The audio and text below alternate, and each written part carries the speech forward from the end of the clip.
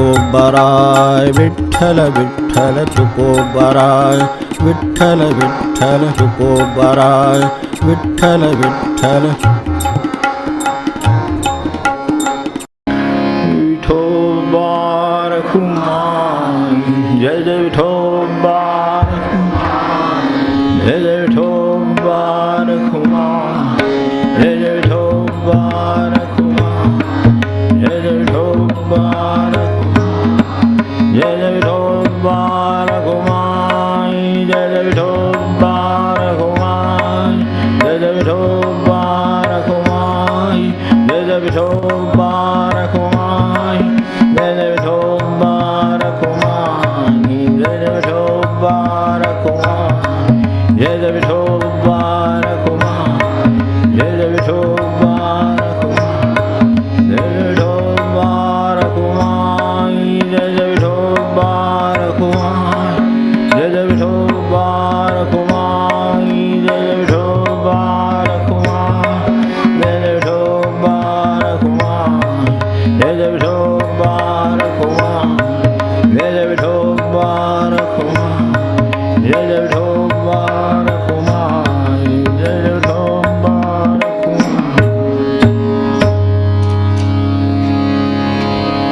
कुंडली गवर्धमान विठ्ठल श्री ज्ञानदेव तुम्हा पंढरीनाथ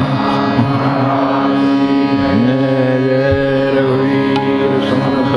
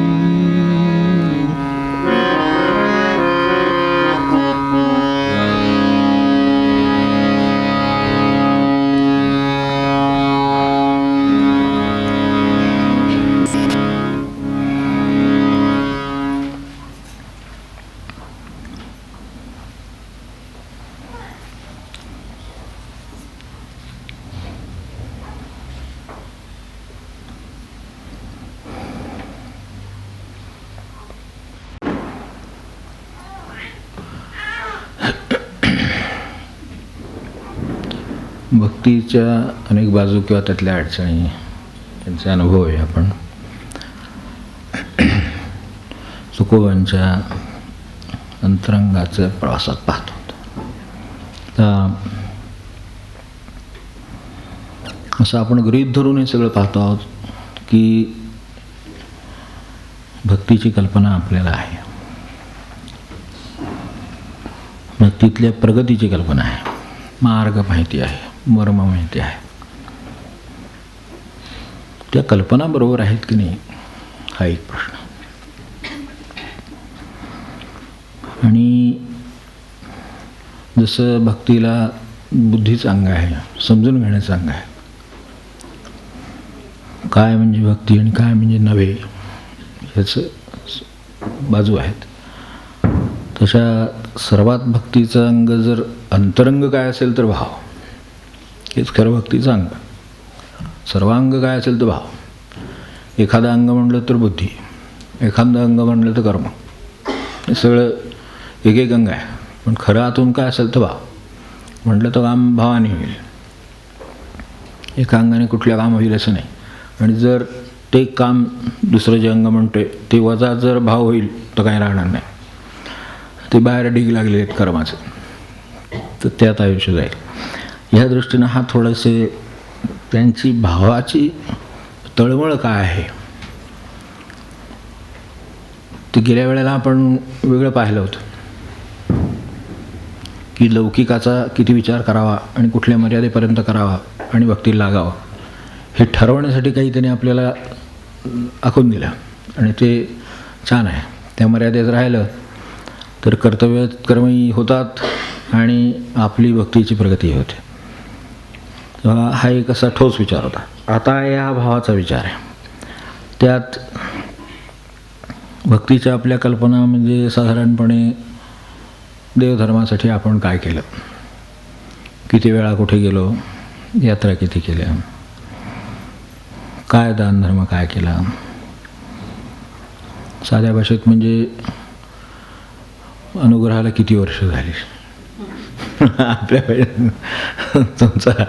तुमचा 96चा, माझा 72चा, त्यांचा 72चा, त्यांचा 70चा, म्हणजे ह्याच्यावरून एक सर्वसाधारण ढोबळमानानं आपली कल्पना आहे की ज्याचा तो 70चा, ज्याचा काय 65चा, ज्याचा 95चा, हे ह्या भाषेत बोलायचं अनुग्रहाचं म्हणून, तर तो अगदी फार मुरलेला, म्हणजे अशी त्याची स्वतःची समजून. आणि आपणही त्याच ठेवणीचे प्रपंचक असलो तर आपल्यालाही तसंच वाटण्याची शक्यता आहे. तेच सगळ्या साधनांचं होण्याची शक्यता आहे. जे अनुग्रहांच्या वर्षाने होतं तेच साधनांच्या विषयी व्रतपारायणाने होऊ शकतं. अनुग्रहानं होत नाही का, तो होतं. यातल्या पारायणाने होत नाही का, तो होतं. कर्ममार्गाने साधनं किंवा काय यात्रा यांनी होत नाही का, तो होतं. पण संख्या जेवढ्या जास्त तेवढी भक्ती जास्त असं काही कुठं होत नाही. संख्या कदाचित एकच असेल पण भक्ती मात्र 100 असेल. त्यामुळे ह्याचं गणित जमत नाही, ते भावाचं गणित. ते त्याला साधलं. ते कसं साधावं आणि त्याच्यातला गाभा काय हे भक्तीच्या दृष्टीनं. गाभा हा की भक्तपण हा गाभा एका बाजूने. थोडा विचार करू मूळ गाभ्याला जाण्याऐवजी आधी, की आपल्या भक्तपण जपता येणं हे भक्तीचं मर्म आहे. भगवंत होता येणं हा त्यांचा प्रसाद आहे. भक्तपण जपणं हे भक्तीचं मर्म आहे. तेवढंच आपल्याकडे दिलेलं काम आहे. तर त्या अर्थाने आपण आपापल्या भगवंताची काय भक्ती ज्याची चालू असेल, काय पांडुरंगाची असेल, रामाची असेल, काय महाराजांची असेल आणि कुठली, तर तिच्या भक्तपणाविषयीची काय होतं, ह्या भक्तपणाविषयीची माणसाला एक सात्विक खात्री आहे आणि तिथंच सात्विक धोका आहे. भाव समजून घेताना अडचणी तिथे ही की भक्तपणाविषयी खात्री असणं हा धोक्याचा भाग आहे. भक्तपणाविषयी सावध असणं हे प्रगतीचं लक्षण आहे. भक्तपणाविषयी सावध असावं. आपण खरोखरच भक्त आहोत का ह्याचा विचार मनात यायला पाहिजे. कारण भक्त म्हणजे काय, त्यांना अभिप्रेत असेल ते आपल्याला कळू शकतं. निदान सांगण्यातून, म्हणण्यातून, अभंगातून, कशातूनही कळू शकतं. आपल्या सांगितलं तशा कल्पना ढोबळ आहेत, त्यात कष्टाचं प्रमाण खूप आहे, ते करावे लागतील असं वाटतं. अनुभवाने, वर्षांनी भक्तीत एक सिनियरिटी येते. काय करा, आपण माणसंच असले आहोत की त्याशिवाय आपल्याला ते असं वयाने मनुष्य एक सिनियरिटी येते. आणि आता कुणी कोणाचं ऐकायचं, याचा निकाल शेवटी कोण मोठा आहे याच्यावर ठरवावा असं त्याचं स्वतःचं मत असतं आणि इतरांनाही ते ऐकावं लागतं. तर ते जसं प्रपंचाच्या व्यवहारात होतं तसं आपल्याला वाटतं भक्तीत पण असंच असेल. तेव्हा त्यातल्या अनुभवाने आपल्याला येणारा जो ठामपणा आहे तो जरा धोक्याचा असतो. कारण आपल्याला म्हटलं तसंच ही सबसिडी आहे ना. 80वर गेला आहे बरोबर आहे, पण 81वर जर समजा गेला तर खाली 2वर येऊन बसतो. ते भक्तीची प्रगती अशी आहे ना, हे आपल्याला आता माहीतच आहे. त्यामुळं सावध आहे तो तिथून पुढे जायचा प्रयत्न करेल. इथे सबसिडीतून ह्याच्यात फरक एवढाच की तिथं दान पडतं आणि इथे आपली चूक होते. सबसिडीतून ह्याच्यात फरक एवढाच आहे. तिथे 80वर असताना एकच दान पडलं तर एकच घर गावून खाली येऊन 2वर बसावं लागतं परत. इथे दान नाही पडत, इथे आपल्याकडनं चूक होते. ती कशानं होते तर बेसावतपणामुळे होते, ठामपणामुळे होते, ढोवळपणामुळे होते, आणि मग काय राहतं तर त्याला इथे तुकोबानी म्हणजे तुकोबांचे खूप ठिकाणचं आता हे करावं लागणार आहे का अभंगात काही ते सगळं सार हे ह्या अर्थाने येणार नाही, त्यांचं सार त्यात आहे सगळं आलेलं, पण आपल्याला कळायला त्यांनी त्यांना ते गोणीचं मापाचं सांगितलेलं आहे प्रमाण. अख्खी गोणी भरली, धान्यानं भरली, मापाने ओतली, जसं 100 मापं झाली, काय 50 मापं झाली, पायली पूर्वीच्या काळातल्या पायलीने मोजत होते. हे सगळं झाल्यानंतर 50 पायली जरी ओतल्या, काय 20 पायलीचं आपलं काय असेल तर ते काय भांडं काय असेल ते जर भरलं तर 20 पायली धान्य भरून झालं, पण माप रिक्त आहे. मापात काय म्हणतो, मापात अर्धा माप पण धान्य नाही, ते फक्त हे मोजायला उपयोगी पडलं. तेव्हा साधनेची वर्ष जर नुसती मोजायलाच उपयोगी पडली तर रीते माप असं म्हटलं ते. तेव्हा हा आपण जर लक्षात घेतलं तर काय आपल्याला खरं करायचं ते करणं खूप सोपं आहे हे लक्षात येईल. आणि त्यातून त्यांना काय जी ओढ लागली ती भावाची आर्ततेची ओढ, जशी समर्थांची आर्ततेची ओढ आपण पाहिली तशी या अभंगात जी आर्ततेची ओढ आहे ती कळायला सोपी जाईल म्हणून हे म्हटलं. तर भक्ती बरी यात शंकाच नाही, कारण सगळ्यात भक्तीच बरी, दुसरं काय आपण करणार आहे माणसाला, काय नाही. आपल्याला प्रेम एक प्रपंचात का होईना पण करता येतं असं समजतो मी अर्थात, पण प्रपंचात करता येतं, निदान अनुभव आहे की नाही. लहान मुलाचा असो, मोठ्याचा असो, मित्राचा असो, काहीतरी प्रेमाचा स्नेहाचा आपल्याला अनुभव आहे, त्यामुळं तिकडे तो वळवला की आपल्याला भक्ती करणं सोपं जाईल. बुद्धीनं एक वेळ भगवंताचं ज्ञान होईल का नाही काही सांगता येत नाही, पण निदान मुलाबाळावरचं प्रेम माहिती आहे, आईवडिलांचं माहिती आहे, आदर आहे, कृतज्ञता आहे, कशाची तरी भावना भगवंताकडे वळवली की झालं काम आपलं. त्या अर्थाने ते त्यात सोपं होईल. या अर्थाने भक्ती बरी, पण नुसती भक्ती बरी नाही, खरी भक्ती बरी असं आहे त्याच्यात. तेव्हा ती खरी भक्ती बरी ती आपल्याला कशी काय अभिप्रेत असेल तर ती भावाची आहे आपण म्हटलं. आता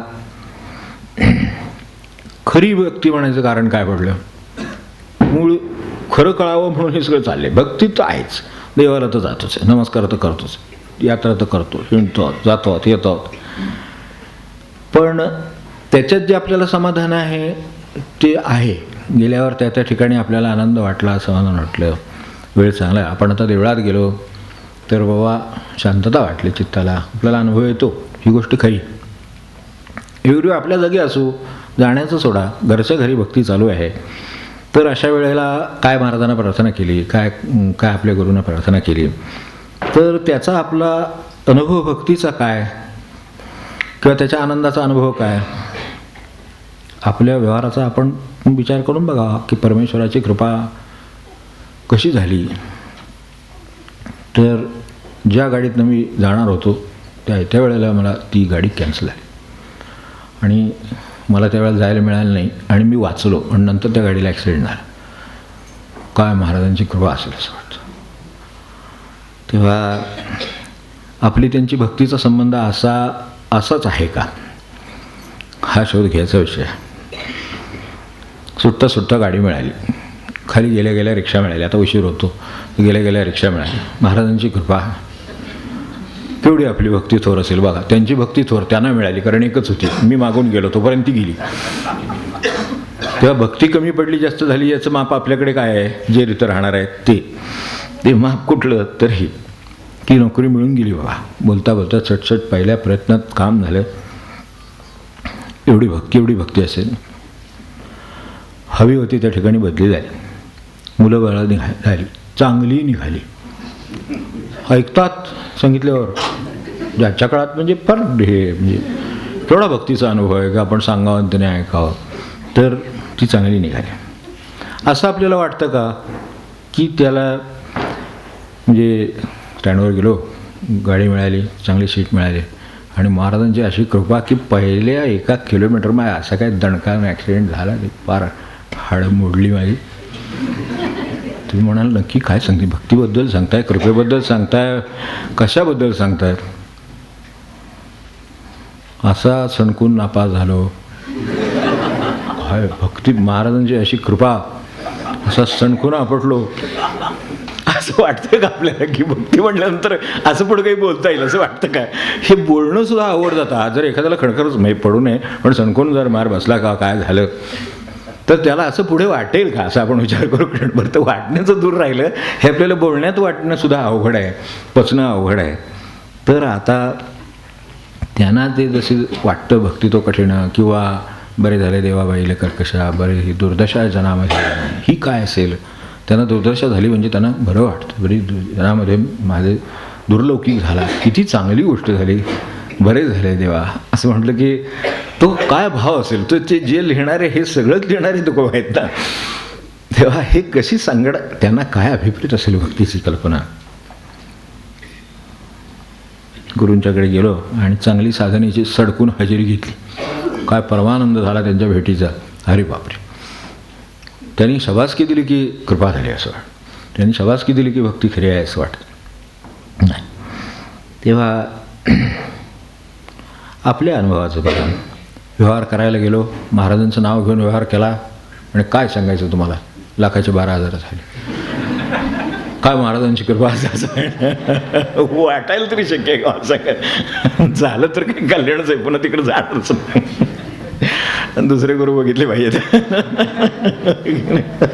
महाराजांचं नाव घेऊन व्यवहार केला, 1,12,000 झाले. काय हे सांगा.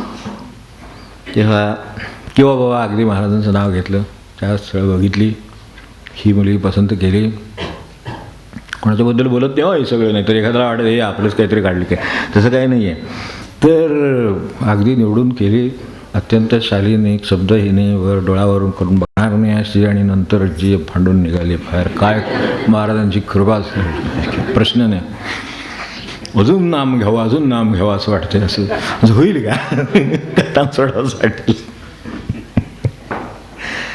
आपल्याला आठवतेलं याच्यावरनं एकदम महाराजांना ते गणपती लावत नाही म्हणून सांगितलं. ते आमच्याला गणपती लावत नाही, आम्ही बसवायचं बंद केला. का लावत नाही बा, ठीक आहे. ते आमच्याकडे ते गणपती बसवला आणि आमच्यात मयच झालं. कोण वारलं, आमची पणजी वारली गणपती बसवायला दुसऱ्या दिवशी. हरारा, काय वय होतं, 92. महाराजांनी नंतर सावकाश चौकशी करता करता पुढे विचारलं. मध्ये असं ऐकलं की आपले हे गेल्या, पत्नी गेल्या, हे झालं, असं ऐकलं, दुःखाचा प्रसंग आला, खरी गोष्ट आहे. पुढं नाही, पुढं काय, शेवटी आता प्रपंच आहे, चालला पाहिजे. बायको लाभली नाही म्हणून लग्न दुसरं केलं नाही असं नाही केलं. गणपती लाभला नाही म्हणून ते कोणतरी गेल्यानंतर महाराज म्हणले ते त्या वयात नाही गेले तर खरं अडचण आहे, प्रश्न आहे जगामध्ये. तर तसं नाही वाटत. म्हणजे काय भक्तीच्या कल्पना आपल्या आहेत आणि प्रत्यक्ष महाराजांना काय अभिप्रेत असेल याची समजून घेण्याची गरज आहे. एवढं नाही. खरं जर काय असेल भक्तीचं, म्हणजे सारांशाने म्हणून जरा आधी सुरुवात केली की भजनाच्या ऐवजी, की आपल्या भक्तीच्या निखळपणाविषयी अजून शंका असणं हे भक्तीचं लक्षण आहे. आपल्या भक्तीच्या निखळपणाविषयी शंका आहे. भक्ती आहे पण तिच्या निखळपणाविषयी शंका आहे. हे जे अनुभव आले तरी ते मला चालतील ही ज्याची अनुभवानं खात्री आहे सांगण्याची. आले तर चालतील असं नाही, आले तरी मला ते चालले आणि त्यामुळं माझं पाऊल महाराजांच्या जवळ आणखीन एक पाऊल पुढे गेलं तर ठीक आहे. तेव्हा तसं जर होत नसेल तर मग मला ते जे काय वाटतंय ते भक्तपण माझं जे वाटतं त्या भक्तपणाविषयी अजून निखळपणाविषयी, भक्तपणा म्हणण्याविषयी त्याच्यापेक्षा निखळपणाविषयी त्याच्या शंका येत असली पाहिजे की आपल्याकडे खरोखरच भक्ती आहे का याचा विचार निदान करण्याची तरी आपल्याला व्यवहाराने सगळं होऊ दे, ते छान होऊ दे, निर्विघ्न होऊ दे, आपण प्रार्थना करू, कल्याण चिंतू, तो प्रश्न नाही, पण त्याचा भक्तीशी संबंध नाही. खरं म्हणजे त्यांनी सांभाळ करायचा ते करणारच, तो काही प्रश्न नाही, पण माझी भक्ती त्याच्यावर अवलंबून नाही. तेव्हा ही एक बाजू, ती शंका येऊन मनुष्य सावधान होतो, राहतो ना भक्तीबद्दल म्हणून. आणि दुसरं की भक्तीनं जी काही माझ्या मनात भक्तीविषयी शंका आहे तर ती शंका माझी त्यांच्या कृपेनं, माझ्याकडून होणाऱ्या धडपडीनं म्हणा, तळमळीनं म्हणा, ती शंका दूर होईल आणि मी निशंक भक्त खऱ्या अर्थाने होईन अशी एक खात्री वाटणं.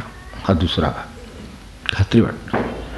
याविषयी शंका असणं, कष्टाने कृपेने ते होऊ शकेल याची खात्री वाटणं, आणि पुढच्या टप्प्यात काय तर भगवंताविषयीचा आपलं काय विचार काय आहे किंवा गुरुविषयी विचार काय आहे, त्या महाराजांच्या विषयी विचार काय आहे, तर त्यांच्याविषयी निरपेक्ष पण तीव्र ओढ आहे. बस बाकी काय आम्हाला माहीत नाही. त्यांनी सांगितलेल्या साधनाविषयी असेल चालतं, महाराजांनी सांगितलं त्याच्यावर विश्वास ठेवाच, पण तो जे सांगतो त्याच्यावर जास्त विश्वास ठेवा, ही बरोबर. तर तसे त्या साधनाविषयी किंवा भगवंताविषयी तीव्र ओढ आहे, पण नुसती तीव्र ओढ नव्हे, निरपेक्ष तीव्र ओढ आहे. ओढ असती पण हे सगळं होण्यासाठी, ती नव्हे, ती होण्यासाठी नव्हे, निरपेक्ष आहे ती, अशी तीव्र ओढ आहे. आणि त्याचं स्वरूप किंवा तो मिळण्यानंच आपलं खरं कल्याण होणार. ह्या जगातल्या काही गोष्टी मिळण्यानं ते होणार नाही, त्यानं फक्त लौकिक सोय होईल, गैरसोयी होईल. कारण जिथे सोय आहे तिथं गैरसोय आहे. भगवंत मिळण्यात कल्याण आहे, त्याच्यात दुसरं काही नाही.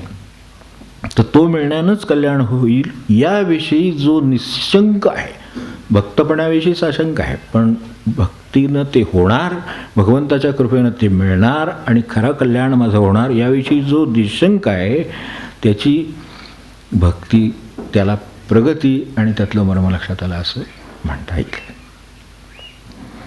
तेव्हा असं काय आहे तर हे जे आता आपण काय समजून घेतलं असेल, ही एक भक्त भूमिका आहे.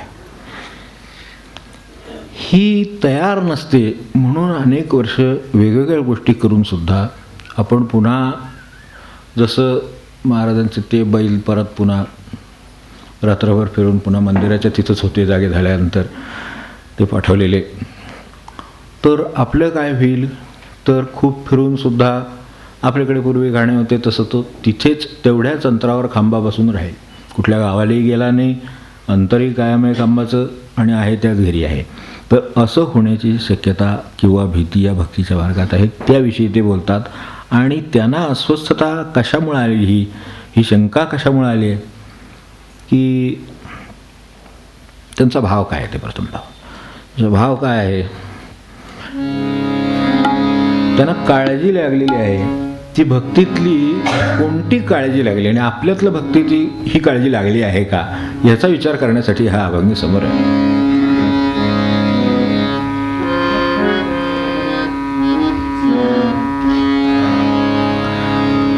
करीसी न करीसी माझा अंगीकार, हा मज विचार पडिला देवा.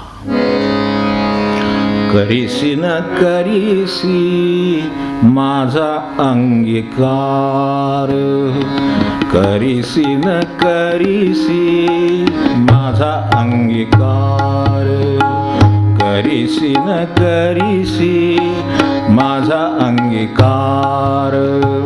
हा मज विचार, हा मज विचार पडिला देवा, हा मज विचार पडिला देवा, पडिला देवा. करीसी न करीसी माझा अंगीकार, करीसी न करीसी माझा अंगीकार. हा मज विचार पडिला देवा, पडिला देवा. हा मज विचार पडिला देवा, पडिला देवा. करीसी न करीसी माझा अंगीकार, करीसी न करीसी माझा अंगीकार. माझा अंगीकार करशील का नाही याच्या चिंतेनं मी काळजीत पडलेलो आहे. हा विचार सारखा माझ्या मनात येतो. जसं ते महाराजांच्या जवळ राहणाऱ्या माणसांच्यातलं रहस्य सांगतात, तो आपला वेडा कुठे, तो आपल्या शब्दावर त्याचं सगळं आयुष्याची भक्ती आहे. महाराजांनी आपलं म्हणलं, आता तो निघूनच गेला, आता काय कामच राहिलं नाही, कारण ते आपलं म्हटलं, अंगीकार केला. हा चिंतेचा भक्तीतला खरा विषय. महाराज आपला अंगीकार करतात की नाही हा खरा चिंतेचा विषय. चिंतेचे विषय कोणते आहेत त्यांचे ते समजून घ्यायचं कारण त्यांना तसं का वाटावं, तुकोबांसारखी माणसं आहेत, त्यांना का वाटावं मला सांगा? आपल्यात आहेत, आपल्यात वावरले, आपल्यात राहिले गेले, म्हणून त्यांना असं वाटावं. त्याचं कारण काय? दुसऱ्या ठिकाणी त्यांनी कारण सांगितलं त्याचं. कोण माझा आहे, कोण माझा आहे भीडभार, माझ्याकडं असे भीडभार बाळगण्यासारखं कोण माझा आहे भीडभार, नावाचा मी फार वाया गेलो, काय सेवा रुजू आहे सत्ताबळ, काय सेवा रुजू आहे सत्ताबळ, ते मज राऊळ कृपा करी. ते राऊळ, तो भक्त देव माझ्यावर कृपा करील अशी माझ्याकडं कुठली सत्ता आहे म्हणून मी त्याच्यावर म्हणावं की तो अंगीकार करीलच, असं माझ्याकडे काय आहे, असं मी काय केलं आहे म्हणून तो अंगीकार करीलच. वेळ आली तर प्रपंच करीन किंवा परमार्थ करीन, वेळ आली तर महाराज की काम की यश की माझं काय डोक्यात आहे ते, हे का ते असं झालं तर काय होईल आपला आपण विचार करून ठरवा. त्यांचं म्हणणं तरी असं आहे, मी असं काही केलं नाही की माझा देवावर अधिकार चालावा. कोण माझा आहे भीडभार, कोण माझा आहे भीडभार, नावाचा मी फार वाया गेलो. मी नुसता नावाचा आहे, भक्त आहे पण नावाचा आहे फक्त, अक्षरशः अशी अवस्था आहे. वाया गेलो, ते त्यांना कळलं, ते आपल्याला कळावं म्हणून हे आठवण आहे. नावाचा मी फार वाया गेलो, काय सेवा रुजू आहे सत्ताबळ, भगवंतावर सत्ता वाजावी असं माझ्याकडे काय सत्ताबळ आहे की मी भगवंताचं हे केलेलं आहे, ज्याची कसोटी लागेल असं मी भगवंताचं केलेलं आहे. काय सेवा रुजू आहे सत्ताबळ, ते मज राऊळ कृपा करी, काय सेवा रुजू आहे सत्ताबळ, ते मज राऊळ कृपा करी, काय सेवा रुजू आहे सत्ताबळ, ते मज राऊळ कृपा करी, काय याती शुद्ध आहे कुळकर्म, काय याती शुद्ध आहे कुळकर्म, नेणे पळ धर्म तुझे. काय काय सेवा रुजू आहे सत्ताबळ, ते मज राऊळ कृपा करी, तो पांडुरंग माझ्यावर कृपा करील, असं माझ्याकडे काय माझं त्याच्याकडे सेवा रुजू आहे की ज्याची जी त्यांनी रुजू करून घेतली, रुजू व्हावी लागते, त्यांनी करून घ्यावी लागते. मी केलेली आहे पण ती मिक्स आहे की नाही काय प्युअर आहे कोणात ठोक. आपल्या सेवा अशा आहेत होय की नाही, आपली देणगी कशी आहे, ETG खाली असली तो मग त्यावर न काय सेवा रुजू आहे सत्ताबळ, ते मज राऊळ कृपा करी, काय सेवा रुजू आहे सत्ताबळ, ते मज राऊळ कृपा करी, काय याती शुद्ध आहे कुळकर्म. ह्या सगळ्याचा अर्थ आपण नीट समजून घ्या. काय याती शुद्ध आहे कुळधर्म, काय माझ्या वाट्याला जे आलेलं आहे त्याच्यातलं मी शुद्ध काय केलं कुळकर्म दोन्ही. काय मी माझं कुळ, आता जसं आपले वसंतराव देशपांडेने विचारलं होतं की बाबा आपलं घराणं कोणतं, तर ते म्हणलं आमचं घराणं आमचंच, हे आम्ही आहोत हे घराणं. ते कुठून सुरू होतं म्हणजे बाकीच्यांची घराणी 5 पिढ्या झाल्या, हे झालं ते झालं, अमके खां काय जे असेल काय कुठले असतील ते, आमचं घराणं आमच्यापासूनच सुरू होतं म्हणे. तसं काही आहे का? तसं कुळकर्म काही आहे का ती ज्याच्यावर भगवंताकडे आपली सेवा रुजू व्हावी, तेव्हा ती सेवा रुजू करण्यासाठी ते शुद्ध आहे का? तर ते शुद्ध आहे हे कशाच्या बाबतीत? कुळाच्या बाबतीत आहे, यातीच्या बाबतीत आहे, कर्माच्या बाबतीत आहे. तेणे पडे कर्म तुझे ठाई, माझं कर्म तुझ्या पायाशी स्वीकारता येईल, ठेवता येईल असं ते शुद्ध आहे का? तुळस घातली पायावर बरोबर आहे, पण येता येता कोणाच्या तरी कंपाऊंडमधली तर ते नाही. ती पायावर घालावी अशी आहे काय? ते फूल पायावर घालावं असं आहे काय? कारण त्याला शुद्ध पाहिजे ते. मग पान चालेल की मग ते सांगितलंच आहे नव्या अध्यायामध्ये, ते पान त्यांना शुद्ध आहे. यातलं शुद्ध काय म्हणजे ते या अर्थाने शुद्ध आहे. माझा भाव चालेल, माझा भावाचा नमस्कार आहे चालेल, मला दुसरं काय करता येत नाही, हात जोडले, मग माझ्याकडे दुसरं काही नाही, हात जोडले, त्यांना चालतायत कारण ते शुद्ध आहे. तेव्हा ते त्याच्या ठिकाणी रुजू व्हायला ते तेणे पडे कर्म तुझे ठाई असं काही माझ्याकडे काय अनेक बाबतीत सांगितलं. कोण तपोनिधी दान धर्मशीळ, कोण तपोनिधी दाम धर्मशीळ, अंगी एक बळ आहे सत्ता, कोण तपोधर्म कोण तपोनिधी दान धर्मशीळ, एक एक बळ आहे सत्ता. अशी काही सत्ताबळ अंगी माझ्या नाही की जेणेकरून माझी सेवा तुझ्या ठिकाणी रुजू व्हावी. मी केलेलं तुला पोचलेलंच आहे, त्याची तू मला पोच द्यावी. किंवा कोणती मी तपोनिधी असा आहे, कोणता दान मी केलं, कोणता धर्म पाळला, धर्मशीळ किंवा अतिशीळ हे त्याच्या वाट्याचं काम आहे, ते त्यांनी केलं का. विद्यार्थ्यांनी सांगावं की मी माझा अभ्यास माझ्या परीने मी शुद्धात शुद्ध केलेला आहे, रिझल्ट काही असो. रिझल्टचा काय संबंध नाही, कारण आपला त्याचे संबंध नाही हे सांगण्यासाठी सगळी गीता सांगितलेली आहे. पण मी माझं काम केलं ते शुद्ध केलेलं आहे, ओके नाही.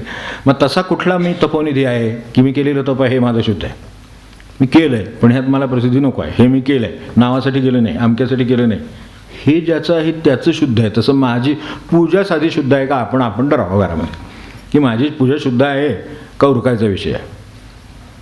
उरकली असेल तर माझी पूजा 12 वर्ष चुकली नाही, ह्यात 12 वर्षाचे मापरिते आपल्याजवळ आहे, ते आहेच, ती कोणी अमान्य करत नाही. 12 वर्ष माझी ठीक आहे, पण मापरित आहे.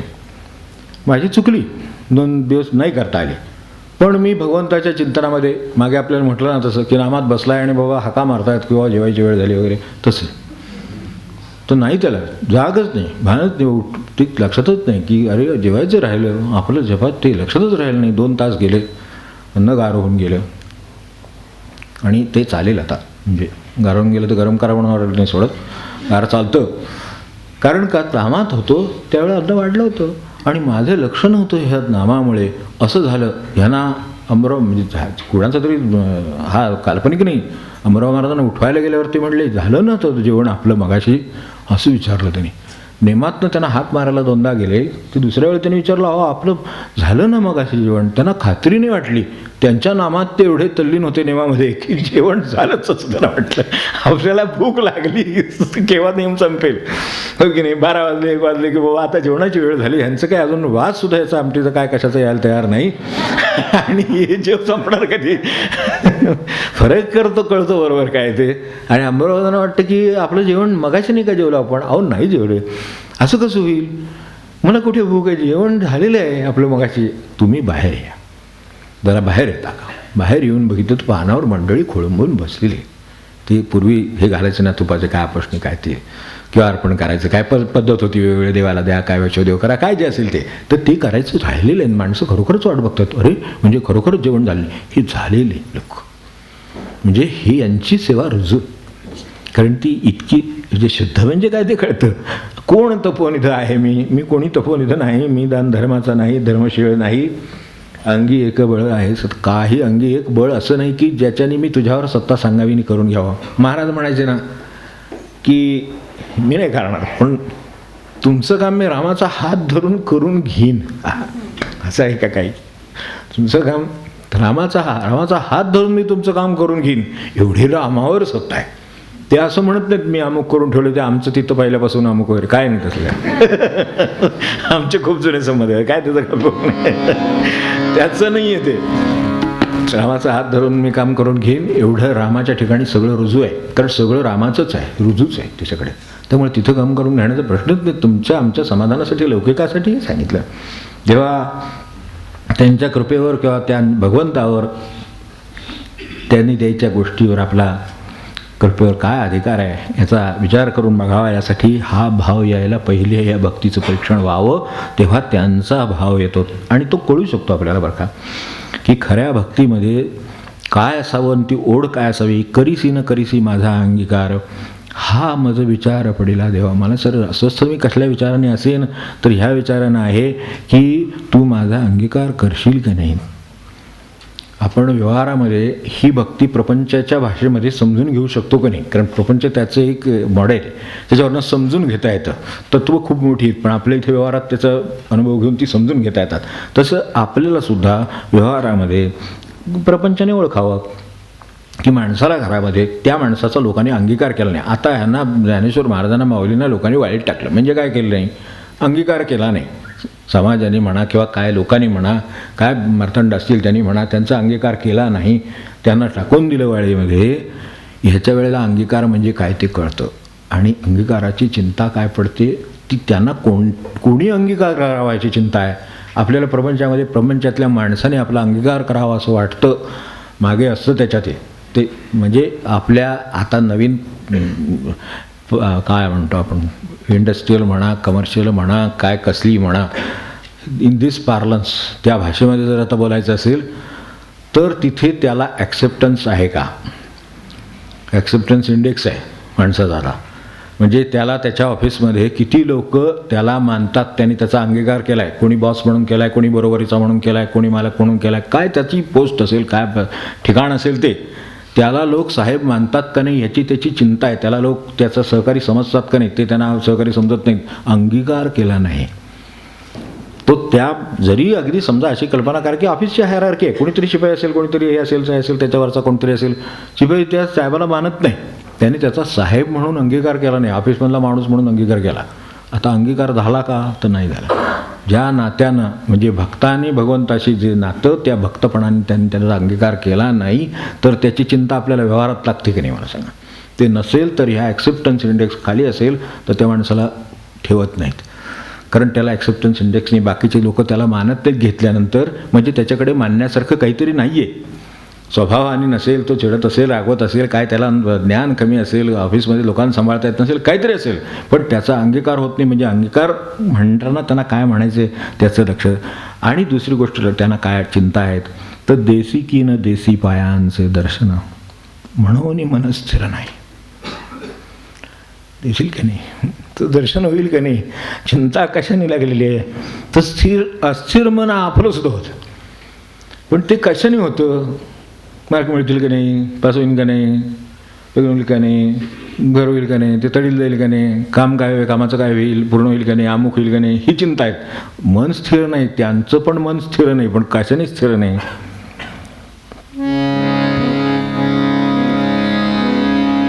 करीसी न करीसी माझा अंगीकार, करीसी न करीसी माझा अंगीकार, हा मज विचार पडिला देवा, पडिला देवा, हा मज विचार पडिला देवा, पडिला देवा.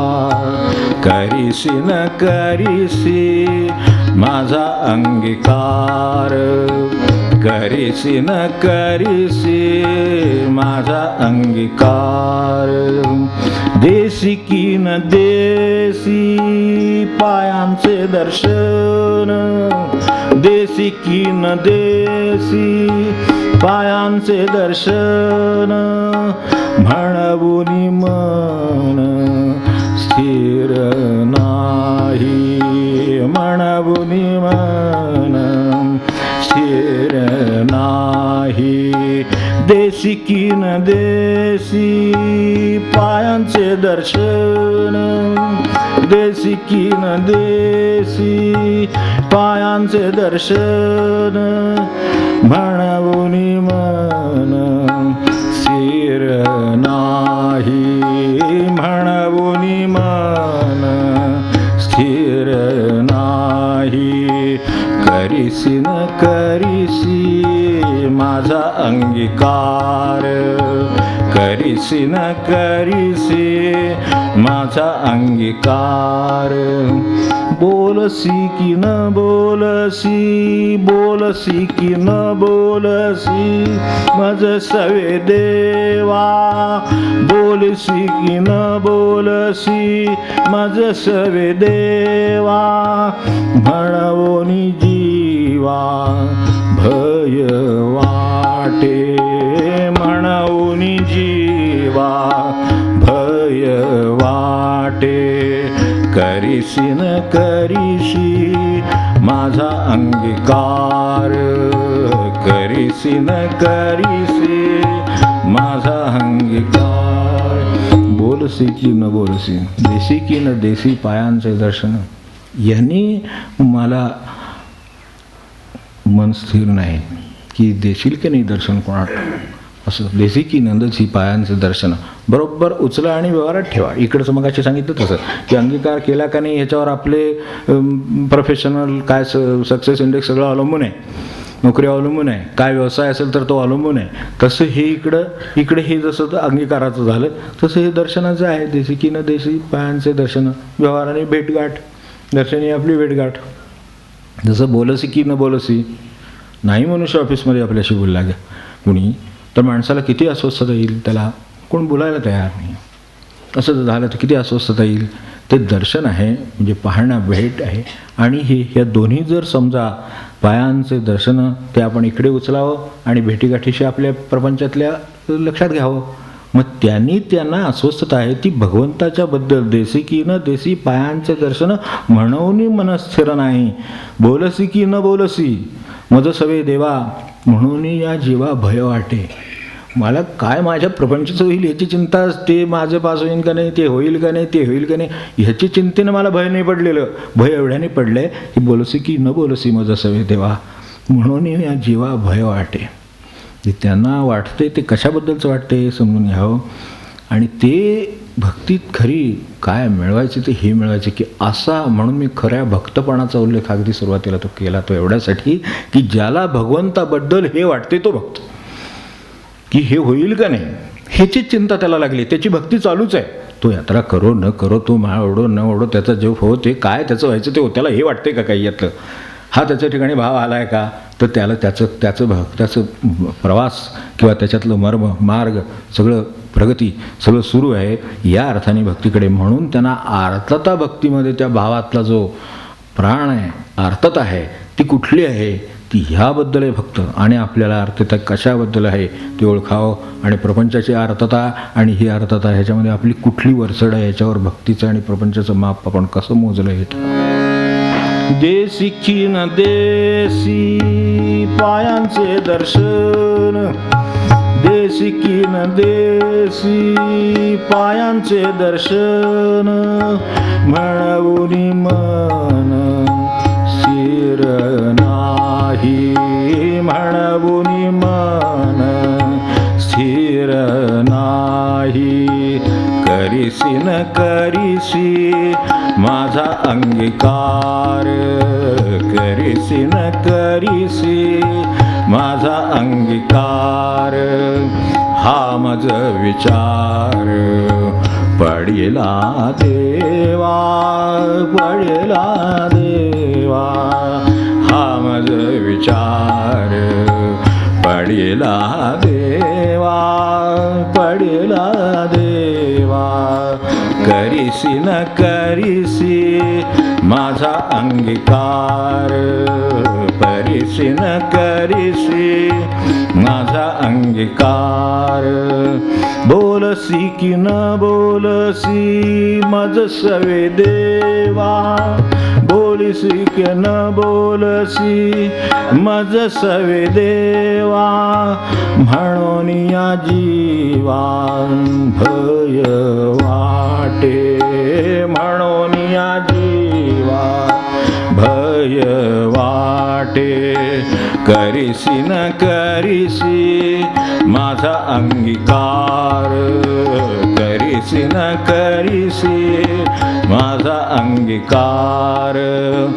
हा मज विचार पडिला देवा, पडिला देवा. हा मज विचार पडिला देवा, पडिला देवा. करीसी न करीसी माझा अंगीकार, करीसी न करीसी माझा अंगीकार. म्हणून अर्थतेनं शेवटी ह्या प्रार्थना आहेत की आता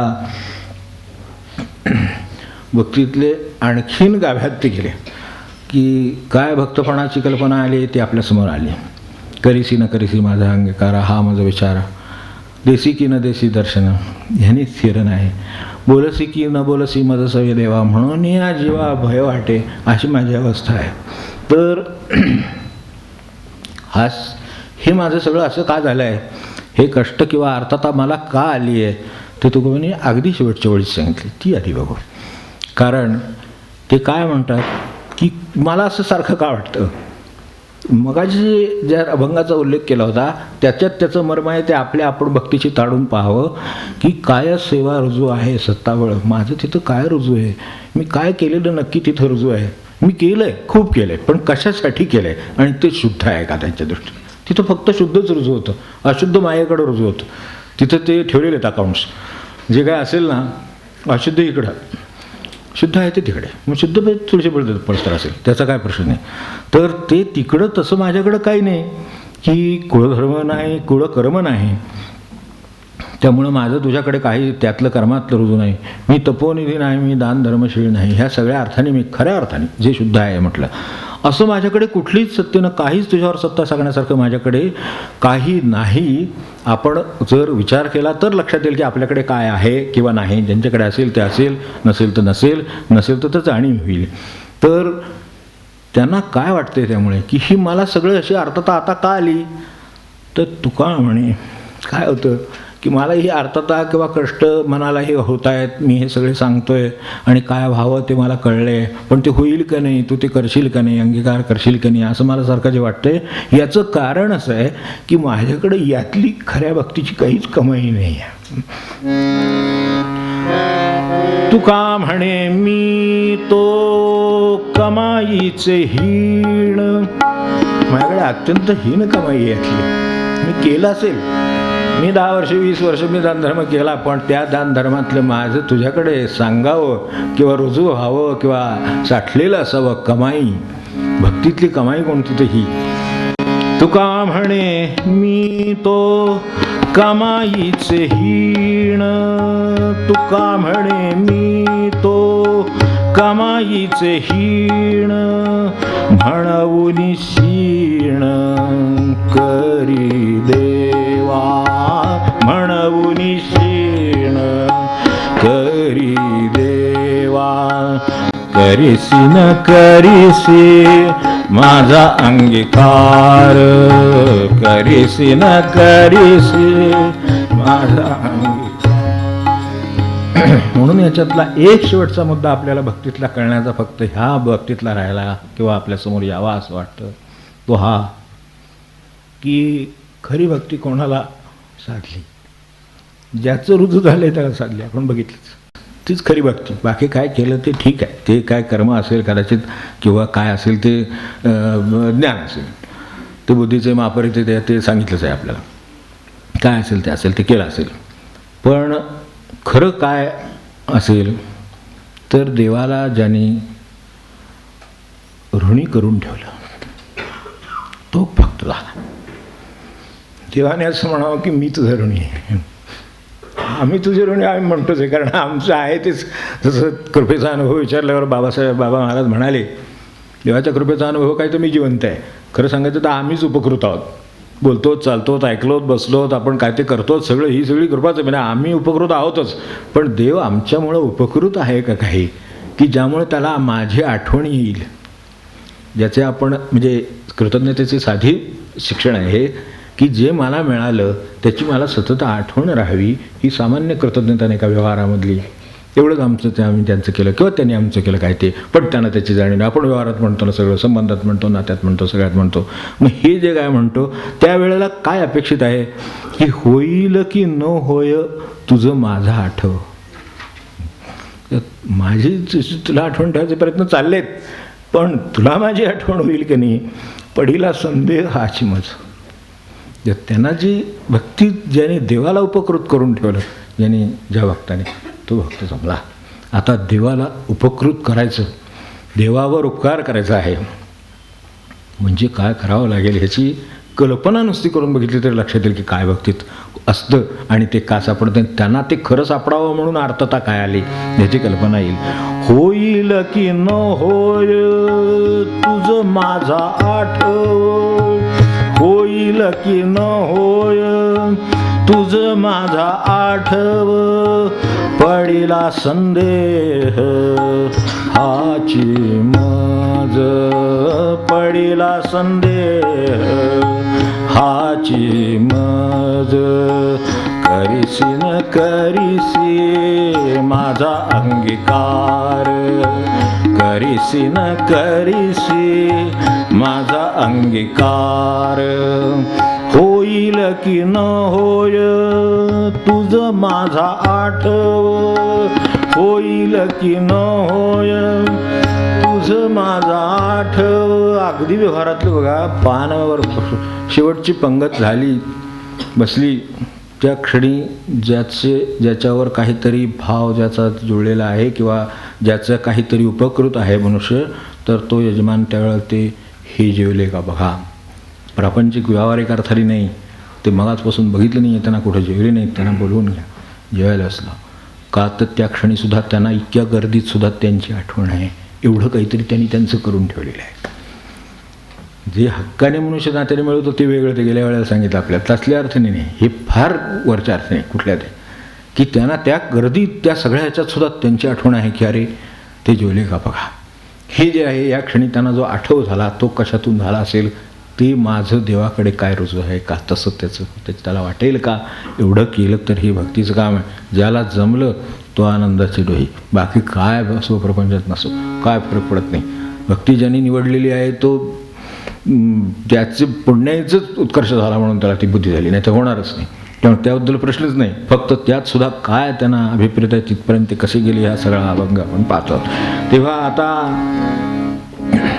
होईल की न होय तुझ माझा आठव, होईल की न होय तुझ माझा आठव, पडिला संदेह हाची मज, पडिला संदेह हाची मज, करीसी न करीसी माझा अंगीकार, करीसी न करीसी माझा अंगीकार, हा मज विचार पडिला देवा, पडिला देवा, हा मज विचार पडिला देवा, पडिला देवा, करीसी न करीसी माझा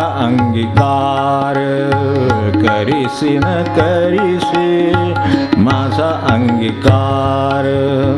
तुका म्हणे मी तो कमाईचे हीण, तुका म्हणे मी तो कमाईचे हीण, म्हणून सीण करी देवा, म्हणून सीण करी देवा, करीसी न करीसी माझा अंगीकार, करीसी न करीसी माझा अंगीकार, हा मज विचार पडिला देवा, पडिला देवा, हा मज विचार पडिला देवा, पडिला देवा, करीसी न करीसी माझा अंगीकार,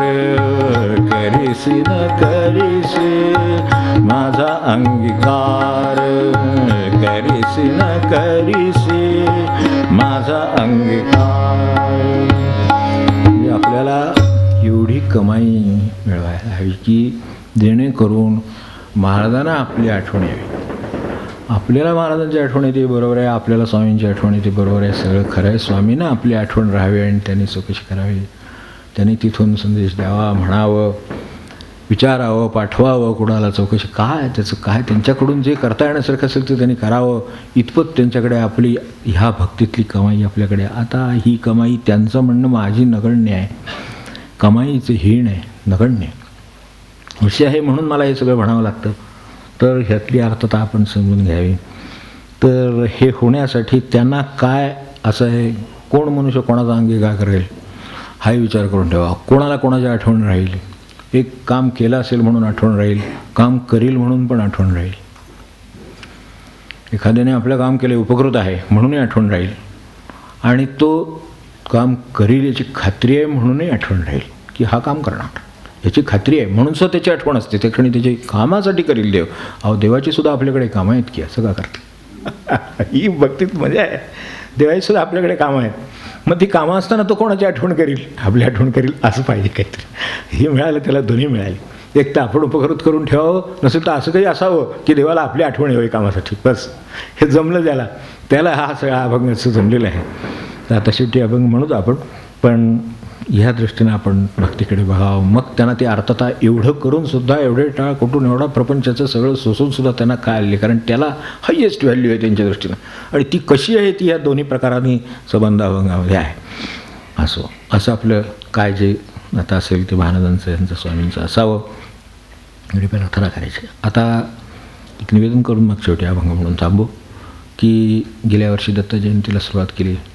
या वर्षीच्या दत्त जयंतीला 16 तारीख आहे. तर आपलं ती काय योजना असतात ते खरोखर काय योजना आहे असते त्याची कल्पना येणंच आधी अवघड आहे. आणि त्याच्यात ती आपण करणं किंवा ती पाहिलेली कळणं हे सुद्धा अवघड आहे. म्हणजे हे सगळं बघितलं की लक्षात येतं. मध्ये आपल्याला कल्पना असेलच की दर महिन्याची माळ अर्पण होत होती. आता 3 वर्ष या डिसेंबरला या गोष्टीला होणार. आपल्या सर्वांच्या कृपेने ती झाली की ती पहिल्यांदा 2 वर्ष अखंड जप म्हणून चालू होती व्यक्तीच्याकडून, पुढे ती माळ म्हणून चालू आहे. दरवेळेला त्या माळेचं काय करायचं पहिल्याच 3 वर्षापूर्वी प्रश्न उद्भवला होता. त्यावेळेला त्याचं एकच उत्तर होतं की ती ज्यांच्या कृपेनं चालली त्यांना अर्पण करीत जावं. यानुसार ती अर्पण होत चालली होती. ती इथंपर्यंत मध्ये आल्यानंतर मध्येच एकदम त्या संतांची बाकीच्या आठवण होऊन ज्यांचे अनुभव त्यांनी दिले होते त्यांचा आपण येथे समावेश करू. सगळ्यांचा शक्य नाही, अगदी व्यक्तिगत म्हणून सोडून देऊ, पण तरीसुद्धा त्यांचा समावेश करू असं म्हणून जे केलं त्यात शेवटी एकच कमी राहिलं नाव त्या सगळ्या चौकट पूर्ण करताना, आणि ते तुकारामांचं होतं. त्यामुळे ते तिथे आले. ती सगळी मंडळी आपापल्या जागी बसली. झालं काय, इकडं सगळं बरंचसं कालानुक्रमाने असल्यामुळे आपल्याला ते माहिती आहे विषय. ते समाधीच्या काळाच्या अनुक्रमाने असल्यामुळं ते मध्ये मध्ये मंडळी येऊन आपापले त्यांनी एकमेकांना आनंद दिला बसून शेजारी. तर ही जी संत सभा भरली त्यात हे मध्ये मध्ये त्यांना अर्पण न झालेल्या काही महान काही संत आहेत, सत्पुरुष आहेत, तर ही मंडळी मध्ये होती. त्यामुळे ती तिथं गेलेली माळ पुन्हा झाल्यानंतर पहिल्यापासून जिथे जिथे राहिली तिथे घालत आलो. आपण आपल्याला कल्पनाच आहे तर घालत आलो. आणि शेवटी महाराजांनी अशा, आणि त्याचा अर्थही कळला, आपल्याला कळलाच असेल. पण ज्या वेळेला बरोबर ती माळ तिथं आली त्यावेळेला वरदानंदांच्याकडे आल्यानंतर, आप्पांच्याकडे आल्यानंतर बरोबर त्यांच्या पुण्यतिथीच्या दिवशी 1 तारीख येऊन ती माळ तिथं गेली. आता ती एवढ्या चक्रातनं बरोबर त्यावेळेला तिथं कशी गेली, त्याच्या आधीची 2 वर्ष किती मंडळी होती, त्यात ही मध्ये कुठं आली आणि ती माळ तिच्याकडे कशी गेली ती त्यांचं त्यांना माहिती. पण ते झालं एवढं खरं. तेव्हा एवढ्या कृपेचे प्रत्यय आपल्याला त्याच्यातले आलेले आहेत, ते आपल्याला माहिती आहेत. आणि शेवटी ती महाराजांकडे येणार हे तर आपल्याला माहिती आहे. तर ही सगळी येताना बरोबर त्याच्या आधी त्यांचे गुरूंचे स्थान आहे. त्यामुळे त्यांनी स्वतःकडे घेतली नाही, आधी गुरूंना घातली. या महिन्याला आत्ता त्यांना अर्पण झाले. आता चालू आहे सध्या माळ, ती या 1 तारखेला होईल. ती आता महाराजांपर्यंत आल्यामुळे आता ती गुरुपदाकडे गेली. सर्व गुरूंना अर्पण झाले. जे कोणी इथं व्यक्तस्वरूपात नसतील त्यांना बरोबर 25वी माळ अर्पण होईल. आणि म्हणजे सगळं त्यांच्या कृपेनंच होईल. तर हे सगळं 1 तारखेपासून नंतर जी माळ होईल ती काय 15 दिवस पुढच्या दत्त जयंतीपर्यंत चालणार. तिथेनं आता असल्यामुळं ते दिवस जास्त होतील किंवा कमी होतील. त्यावेळेला आता कमी आहेत, पुढे 10 दिवस उत्सवाचेच राहिले बरोबर. तर त्यामुळे दत्त जयंतीला त्यावेळेला ती माळ अर्पण व्हायची. ती जी व्हायची ती आता रामाला अर्पण होईल. महाराजांचं सगळं काम झालं बरोबर. शेवटची माळ बरोबर त्यांनी स्वतःकडे घेतली, नंतर सगळ्या गुरुपदाला घातली. आणि आता ती त्यांना रामाला दत्ताला काय सगळ्या देवानं सर्व एकच आहे. तर शेवटी ती रामाला इकडे घालायची. म्हणजे झाले सगळ्यांच्या माळाबरोबर पोचल्या. 36 महिने त्याचं सगळं झालं. ह्याची आता इथपासून आजपासूनचा 1 महिना आहे. म्हणून फक्त आपल्याला हात जोडून परत एकदा आठवण नामाची राहिले असतील, संकल्प करायचे असतील कुठे काय, त्याला थोडीशी पाठबळ मिळावं म्हणून एक विचार आहे असा. प्रत्यक्ष या आठवड्यात ठरलं तर आपल्याला इथे निरोप द्यायची व्यवस्था करू. इथे असेलच दिलेलं. जमलं तर मध्ये जे काय रविवार येत आहेत त्या दिवशी काही नामदिवस करता आले तर 2-3 करावेत अशी इच्छा आहे. तर जे जमेल तसं, जसं जमेल ज्या वेळेला त्यावेळेला, सकाळी 7 ते संध्याकाळी 7 तरी आपल्याला आपल्या व्यवहारामध्ये काय जे जमेल. एरवीचं शेड्यूल आहे तसंच राहील. फक्त ही जे आहे ते करून मग दुपारी प्रसाद काय मध्ये जे काय लागेल. आपण मध्ये नामदिवस काही करून पाहिले तसे जे काही मध्ये 3 रविवार मिळत आहेत अजूनही. एक ज्ञानेश्वरीचा आहे, त्याच्यानंतर परत 1 तारखेचा आहे, 8 तारखेचा आहे. 3 रविवार फक्त मध्ये मिळतात. त्याच्यानंतरच्या रविवारी हे फक्त कळवायचंच काम राहिलं जप 15 तारखेला. तर ते पण आपल्याला स्मरण असू दे की 15ला जप कळवायचं काम आहे. तर आणि 16ला सांगता व्हावी अशी अपेक्षा आहे. दुसऱ्या दिवशीपासून ज्यांना पुण्यतिथीचे शताब्दीच्या महोत्सवाला जायचं आहे किंवा काय आपले करायचं असेल कोणाला, त्यांना करायला मोकळीक आहे, जप सुरूच राहणार. पण त्याला बरोबर 1 महिना आजपासून 16 तारखेला आहे दत्तजयंतीला, म्हणून एकदा शनिवार आलाच आहे म्हणून आठवण केली. आणि तेवढंच आपण करू शकतो. आर्ततेने नाम घेण्यापलीकडे आपल्या हातात आहेच काय, प्रार्थना करण्यापलीकडे आपल्या हातात आहेच काय, उरलेलं आहे ते त्यांच्या हातात आहे. ते ह्या आर्ततेवर त्या प्रमाणात ते तिकडून प्रतिसाद येतोच आहे. तर तसं ते करतील आणि ते व्हावं म्हणून ही आठवण आपल्याला केली. आणि त्यामधले जे वार आहेत त्याच्यामध्ये ज्ञानेश्वरीचा आपल्याला नामदिवस होऊ शकेल, जाऊन परत येता येईल, ज्ञानेश्वरीला येता येईल. त्याचाही काही खंड अजून त्यांना काय अभिप्रेत नाही, त्यामुळे ती त्याच्या वेळेला 24ला होईल ते होईल. तो एक वार मिळू शकेल. आता तो उद्या 17 तारीख आहे, तर तिथून पुढचा म्हणजे 24 धरू, 24चा मिळेल असं वाटतं. तर असे 1-3 रविवार पुढचे मिळतील. त्यात नामदिवस करता आला तर भर आणखीन घालता येईल ज्याच्या त्याच्या ह्याच्या अनुकूलतेप्रमाणे. त्याला काही नाही, फक्त एक कल्पना असावी म्हणून सांगितलं. एकदम अचानक उद्याचं ठरवण्याऐवजी 1 आठवड्याने. आणि जर शक्य झालं तर त्यावेळेला काही दुसरं काही विवरण किंवा काय 1-2 दिवस त्याच्या आधी जर अजून ज्यादा 2 दिवस नामदिवस जोडता आले तर तोही प्रयत्न आहे. जेणेकरून त्या दिवशी संध्याकाळी काहीतरी परत हे राहील. तिसऱ्या दिवशीच्या याला ज्ञानेश्वरी आहेच. तर असं काही करता आलं तर एखादं काय उद्बोधन निरूपण काय असलं आपल्याला चिंतन करायचं असेल तर ते करता यावं असं पण विचार आहे. हे सगळे विचार आहेत. त्यात त्यांना काय घडवून घ्यायचं आहे ते त्यांनी घ्यावं एवढीच सगळ्या संत सभेला प्रार्थना आहे. आणि आता आपण काय भक्तीतलं त्यांची अर्थता आहे तेवढी फक्त अनुभव घ्या. थांबू. करीसी न करीसी माझा अंगीकार, करीसी न करीसी माझा अंगीकार, हा मज विचार पडला देवा, पडला देवा, हा मज विचार पडला देवा, पडला देवा.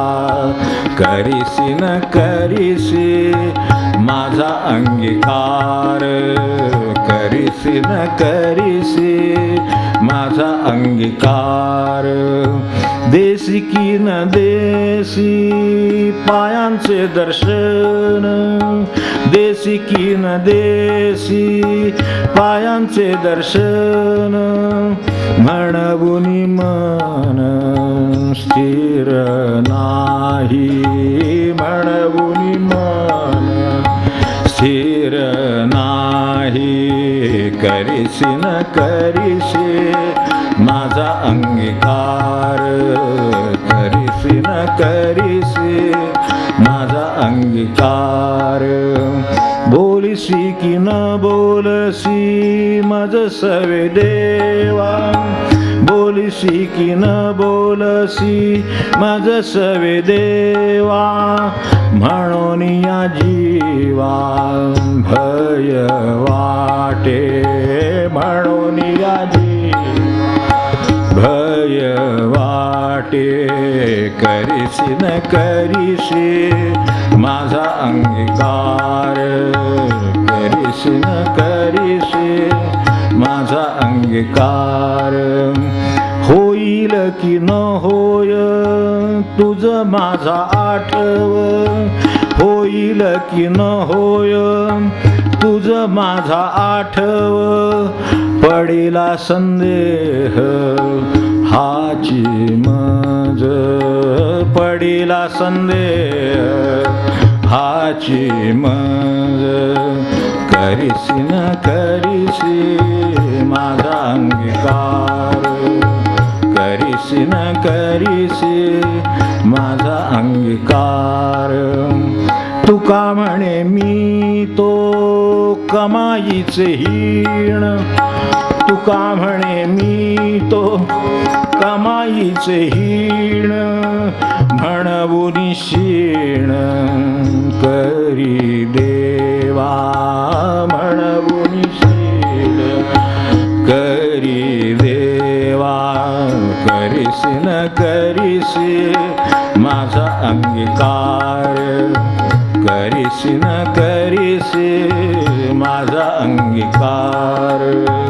हा मज विचार पडला देवा, पडला देवा, हा मज विचार विचार पडिला देवा पडिला देवा करीसी न करीसी माझा अंगीकार करीसी न करीसी माझा अंगीकार